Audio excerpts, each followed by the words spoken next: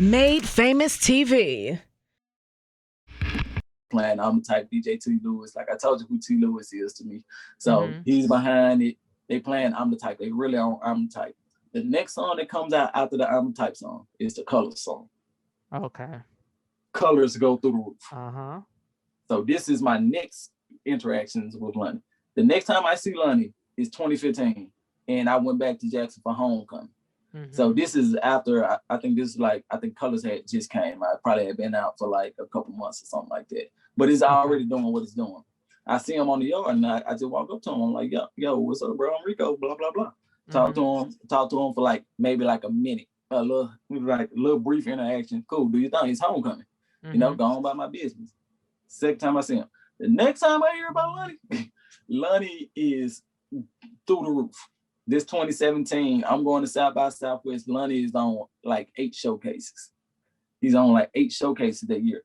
The unfortunate thing is he didn't get a chance to do any of those showcases that year because he ended up like missing the event, which is like one of the things I kind of hate because if he would have made that showcase, he would have been one of the biggest music stars in the country. He would have been one of the biggest musicians in the country because he had just put out the They Know What's Going On 2 project. Okay. So he had put out the song with Bryson Tiller. This is Bryson Tiller right after Don't comes out. Oh, okay. So, like this is 14. Okay. Yeah, this is like him and Bryson Tiller got a song called Change Up. This is the same year. Okay. Yeah, so he got a song with Slim Jimmy from Ray Sherman on this cigar. If Lonnie would have made that event, he would have blew up. This is like my 4th running in with Lonnie. He would have been one of the biggest things then. Everything else from that before Lonnie passed was like social media interactions and stuff like that. Like I used to always just try to like, if I see like, I remember I saw a Bernice Burgos video and she was in the club dancing and they were playing Lonnie's song in the background and it was like in Milwaukee.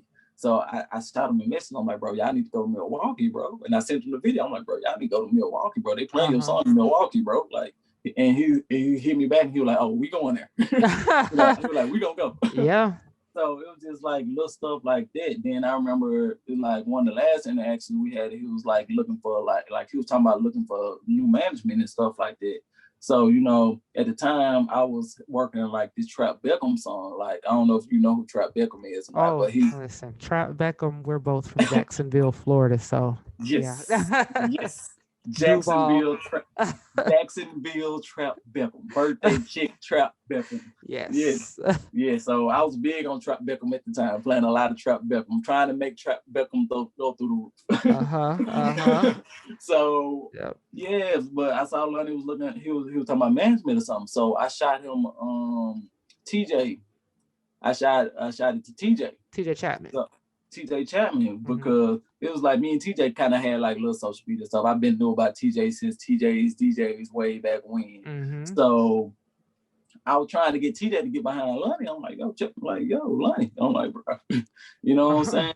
And then after that, like a couple months later, he passed, man. And it was just like, man, that dude, like he from the same side of the city I'm from. So we North Side guys, man. So it's just like, man, he was gonna be big. He was gonna be big, and I just kind of hate it, bro, because it's like we didn't get to see what he was gonna be. Because he, like, man, my biggest thing that I wanted him, and I still want artists from Jackson to know is like how big they actually are. Like they only get a chance to feel like the local reach sometimes, and they don't get to feel like how it feels in the Texas air. When people listening to their songs, how I feel in the Georgia air when people listening to their songs and they not there. They don't get a chance to really feel it. And you know, sometimes your hometown could be the worst thing because, you know, they'll kind of convince you that you're not as big as you already are. And you actually really got to leave there for a period of time to understand like who you really is, man. So it's just like, I feel like, man, the city, the state, and just the music, especially the rap game with the artists that's out right now, Lonnie would have fit in perfectly with Ride Away, Lil Baby, Dirt, and stuff like that. He would have been right there. I just feel like that's like a piece that's like missing, like still to this day. So like, especially like a lot of us from the North Side and stuff like that, we try to make sure we just always like keep Lonnie name floating out there. Like ain't nobody got the access to do it. You know what I'm saying? It don't really matter how people feel about us saying it. Like, this is what we've been to say, like, because like people need to know, like, that dude there was a special dude, man. Like, you don't get too many talented people like that, especially out of small cities like that. You don't get too many talented people like that. And that dude there, he was doing some special stuff, man. And it's because he saw everything before. You know, like he saw luck. You know what I'm saying? He saw luck. He saw everything luck did. He saw dough hits. He saw it, and he just saw all of it. He added it in because, like I'm telling you, like he was literally on the CD when dough and luck get grabbed by Banner. Right. He's right there in the middle of it, and like a lot of people don't really understand how important it is. He's right there in the thick of it, kind of with us. Yeah. So it's like he's seen it, and he grabbed it, and he just went through the roof with it. He was the one that was taking it to the next level. And so it's like it's a tough one. Yeah, and I hate when that happens. I mean, I don't like to hear about anybody passing away. But yeah, when someone doesn't reach that peak or doesn't get to, you know, smell those roses, or people aren't, you know, they haven't had the opportunity for people to give them their flowers and stuff. Exactly. And it's like, man, I wish you could see all this. Like, they love you. Like, that's one of the ones like we never really gonna kind of like, we never really gonna forget that one, because it's not like something natural happened. It's just like, yo, it's like y'all took that one. Like, y'all took that one from us. Like, that didn't have to happen.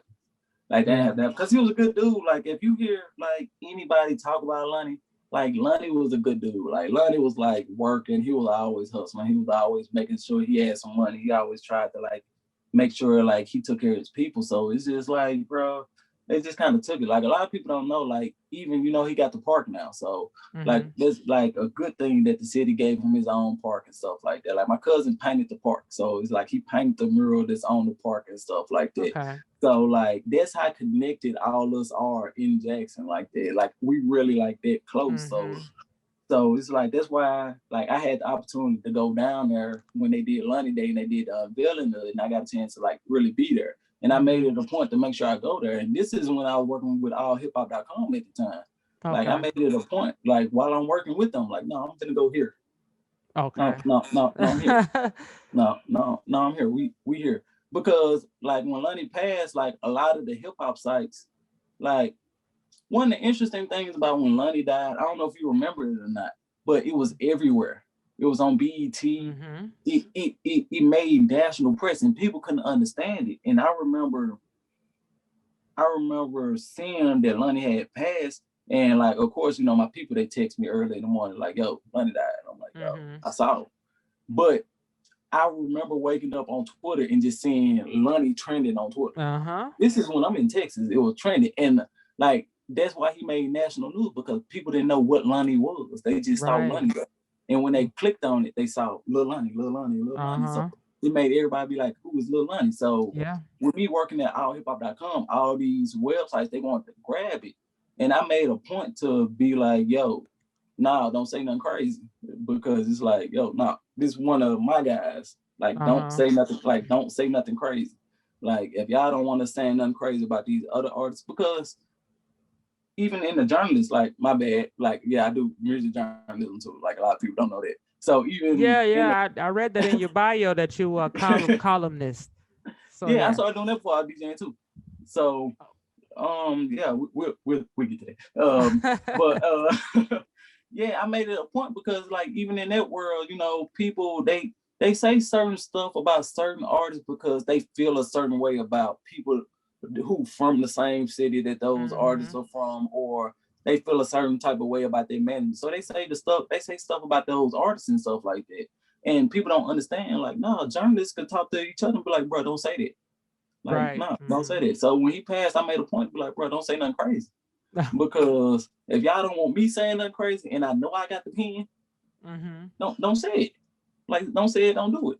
And like, that's a part of the reason why I don't work for like allhiphop.com and sites like that. Okay. And I made sure I just built out my own platform, because it gets really nitpicky like that. Okay. It's the same thing as the music industry. Like, if it was just the music, it gets like that sometimes. And sometimes they make you mad, the stuff that they want you to talk about. and you'll just be like, I'm not gonna talk about that. But it's rare that you have people that's like, I'm not gonna talk about that, because everybody's hand is in the same basket. So if you want a certain amount of coins out that basket, you know, it's certain stuff that you're gonna do. And I think that's more so the, you know, when people say sell your soul and stuff like that, I feel like that's more so what they're talking about, because you get faced with a choice about what you want to do and what you're comfortable with doing and what you actually like doing. And you gotta decide on like what you want to do. And like, yeah, but no, Lonnie, to wrap that up, Lonnie was a special dude, man. Yeah. Rest in peace, man. Yeah, I remember when I saw that trend and I was like, oh, wow. Oh, wow. Yeah, you know, because it happened so abrupt all of a sudden and you don't expect it. So, man, before then, man, I had a partner who got shot, man. So, like, one of the artists I had, my partner, one of my childhood friends, he got shot outside Empire in Jackson. And I remember when he got shot, I found that out on Twitter. So it was just like, when I found that out, it's just like, I was like, yo. And, you know, like, I always been trying to tell artists his story, too. Like, this before the Lonnie thing. Because my friend got shot in 2013. So it was just like, yo, man, look out for your people. Like, because it gets crazy at times. Yeah. So, yeah, it's a war out here. It's a war out here. Man, music ain't crazy. Yeah, it is. It is. So, a journalist too. Yeah. Yeah. So you're still doing it actively? I know you're not working for any sites anymore. Oh yeah, I got my own site. It's the imn.com. IMN Media, imn.com. Last year we was just named one of the 20 companies to watch in Dallas, in the whole area, because like we got a couple components that I do with the website. I got the website, radio station. We got the video streaming platform that we building out. We got the magazine, and man, we do the video countdown, and a lot of different stuff. But with journalism, I started out my freshman year right before I started DJing. The same artist, like I was into music or whatever. So I remember talking to him one day, and I was just like, we were just reading, just like, you know, like how everybody would be on like Vlad TV. Like at the time, I'm pretty sure I was on allhiphop.com, and we were just reading the local rap stores, like, oh yeah, you see this, blah blah blah. And it was just like, it just came to me one day, like, bro, I wonder how you get on there. For real, it was that something like, I wonder how you get on there. So I went back to my dorm room. This still freshman year. This is my first year, 18. And I was just like, I just started searching, like, see when I could submit an article to and stuff like that. So my first article I did, it's an article called The State of Dirty South, the Dirty South Rap Scene. That's my very first article. And it ended up getting published to this website at the time. A lot of these older sites gone now. A lot of them are still around. It was called Hip Hop Galaxy. So they actually ran a story, and what I basically was talking about was, so this is like 2008.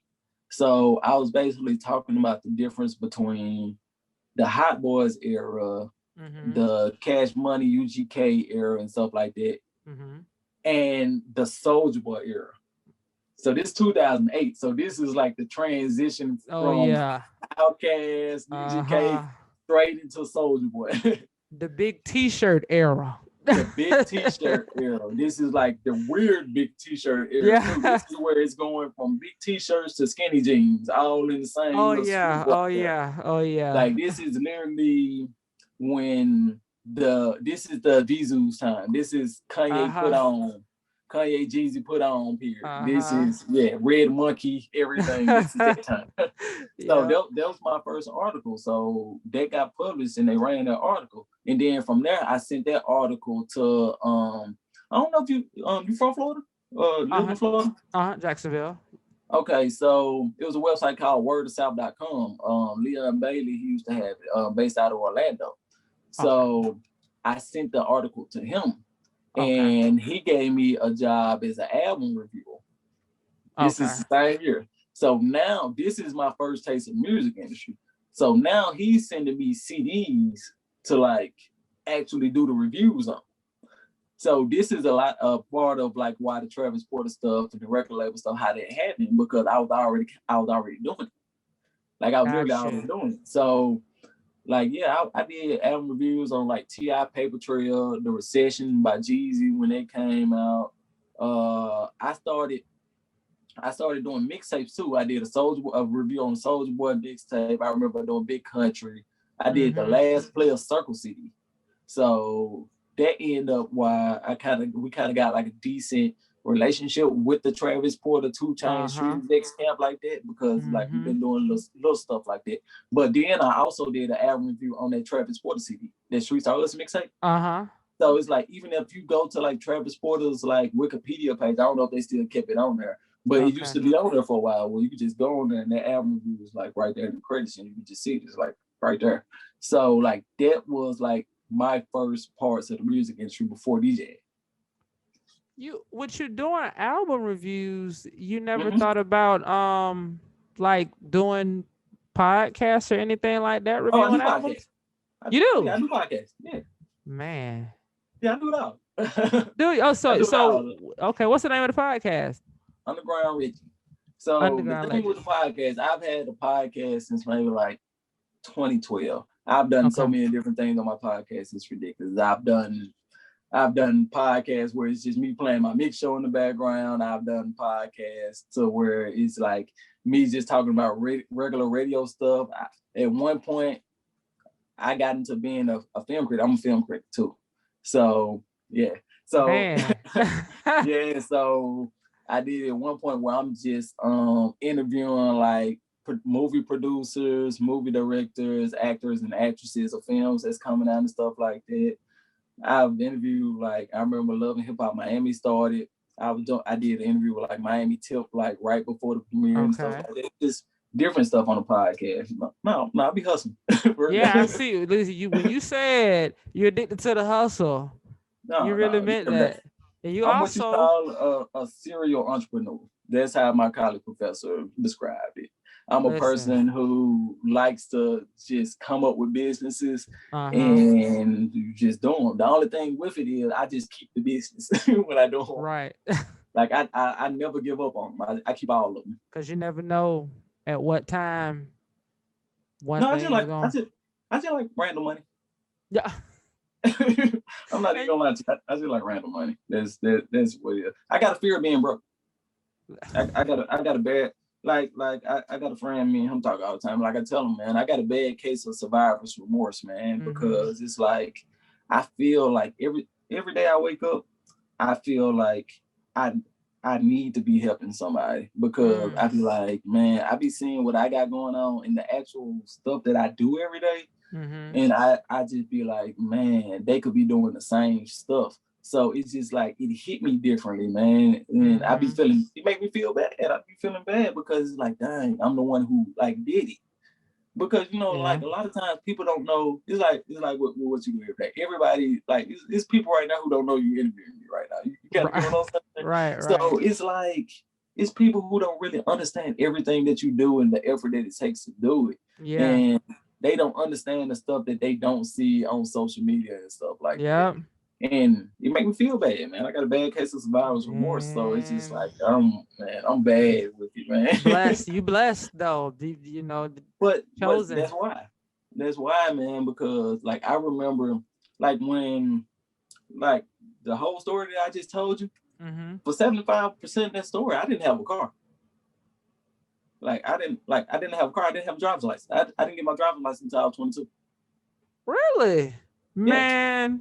You different, because the majority of us, we couldn't wait to get that learner's permit when we was 15 or 16. Man, my folks wouldn't let me get one when I was 15, 16. I got an older sister that was like, wait till she go out to school, then you can try to do it. So by the time I actually had a chance to do it, like after I got out of school, I kept getting into it with the police officers at the driver's license place. Like I failed one test, and then I failed by like 2 or 3 points. After that, I just kept getting into it with the police, just over just like stupid stuff. And after that, I just stopped trying. So it's like the whole time where I'm telling you, like through that, like I literally just used to like pay my friends to like get me right, give them gas money and stuff like that, to make sure I'm at the club and stuff like that. It might have been a good thing though. That might have been a good thing, because you were able to kind of focus more on your hustle. Yeah, kind of. I don't know. It's kind of open-ended with me, man, because it's like when I finally got my driver's license,